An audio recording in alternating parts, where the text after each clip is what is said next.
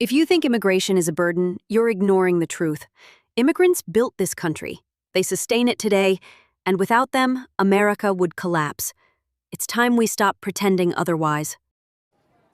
Okay, so my stance today is on immigration. I think that immigration contributes a lot to America. So my parents did come here legally, and they right now are in the process again, and it takes a long time. No, they came here legally, like they came with their visa, and now they're renewing it, and it's a different process right now. So I'm really religious. I'm Catholic. My parents grew me up that way. And in Matthew 2:13 through 15, it talks about how Jesus had to flee Nazareth, or no, Bethlehem, sorry. He had to flee because someone was going to die.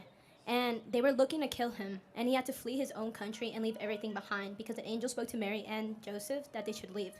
So a lot of people do that. That's why they immigrate to the United States. A lot of people have to leave everything behind because not everyone just wants to pack up all their things and leave. Right now, I personally would hate if I had to sell my car, my house, leave my parents, leave my friends, and leave everyone. So I just want to know what your stance is on that, just because in the Bible it talks about that.